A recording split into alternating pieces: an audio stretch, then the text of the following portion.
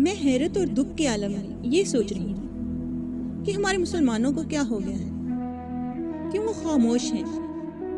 غزہ کے نہتے فلسطینیوں پر آگ برس رہی ہے، بچے بوڑھے خواتین میں کوئی تمیز نہیں۔ اسرائیل کی طرف سے مسلسل حملے جاری ہیں، شہر ملبے کا ڈھیر بنا ہوا ہے، ہر طرف نعشیں اور زخمی ہیں، پانی بجلی خوراک کی کمی ہے، دنیا بھر میں مذمت ہو رہی ہے، مگر اسرائیل پر کوئی اثر نہیں۔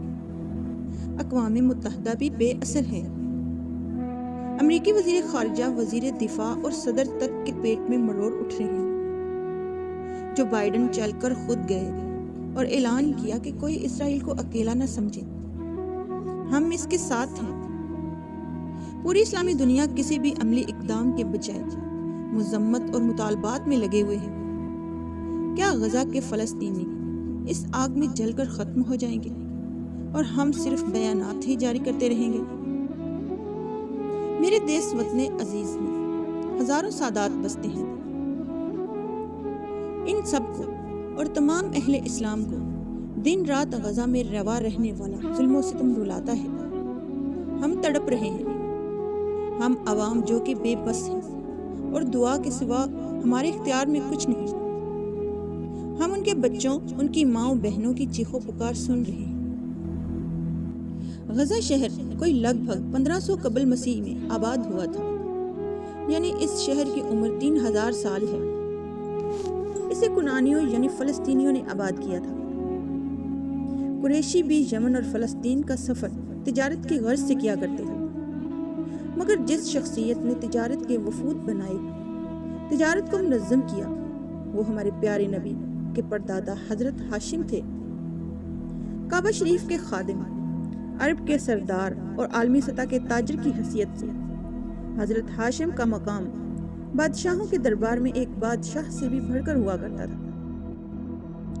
حضرت ہاشم اسی جگہ وفات پائے تھے اور ان کی قبر مبارک بھی وہیں پر موجود ہے۔ ان کی قبر مبارک کے ساتھ جامع مسجد السید ہاشم موجود ہے۔ یہ ایک وسیع و عریض اور خوبصورت مسجد ہے۔ حضور صلی اللہ علیہ وآلہ وسلم کے پردادا کا مزار غزہ میں ہے تو پردادی کا یثرب میں ہے۔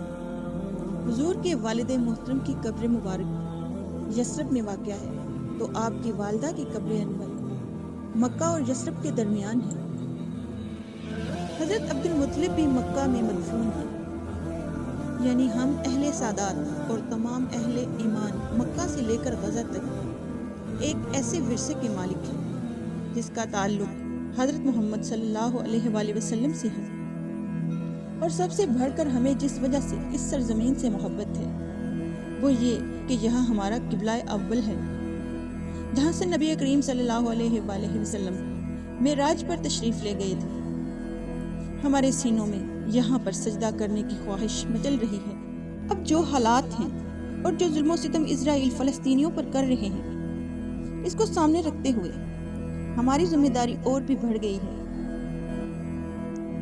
ہمارے آرمی چیف صاحب اسرائیل کو اگر صرف ایک دھمکی ہی لگا دیں تو شام تک اسرائیل قبلہ اول سے دفع ہو جائے گا، کیونکہ ہماری فوج کے قبضے میں دنیا کے بہترین غوری، شاہین، ابابیل اور غزنوی جیسے میزائل موجود ہیں۔ ہماری فوج میں ایسے ایسے جوان موجود ہیں جو موت کو پسند کرتے ہیں۔ آرمی چیف صاحب اگر اعلان کر دیں تو لاکھوں جوان گھروں سے نکل آئیں گے۔ بہت ہی افسوس سے یہ کہنا پڑتا ہے کہ ہمارے نام نہاد مسلمان صرف غیبی مدد کے منتظر ہیں کہ شاید آسمان سے کوئی غیب کی مدد اترے گی اور سب کچھ ٹھیک ہو جائے گا، لیکن ایسا کچھ نہیں ہے۔ انہیں یہ معلوم نہیں کہ غیبی مدد نہ اسرائیل کے قیام کے وقت آئی تھی اور نہ ہی اسے صفائے ہستی سے مٹانے کے وقت آئے گی۔ جب تک کہ ہم مسلمان جہاد کے لیے تیار نہیں ہوں گے، غیبی مدد نہیں آئے گی۔ غیبی مدد جنگ خندق کے موقع پر آئی تھی، جب نبی پاک صلی اللہ علیہ وآلہ وسلم میدان جنگ میں اترے، مگر ہم مسجدوں کے منبر پر بیٹھ کر صرف دعائیں مانگ رہے ہیں اور غیبی مدد کے منتظر ہیں۔ ہم طاغوتی نظام پر بھی راضی ہیں، مگر غیبی مدد کے منتظر ہیں۔ اپنے جوانوں کو مجاہد کی بجائے ٹک ٹاکر بنا دینے کے بعد ہم غیبی مدد کے منتظر ہیں۔ ایسی صورت میں غیبی مدد نہیں بلکہ عذاب آتے ہیں جو ہم غدار حکمرانوں، کفار کی اجارت داری، بھوک، افلاس، زلزلوں کی شکل میں بھگت بھی رہے ہیں۔ پہلے اپنے حق اور دین اسلام کے لیے کھڑے تو ہوں، پھر دیکھیں اللہ اپنے لشکر ضرور بھیجے گا۔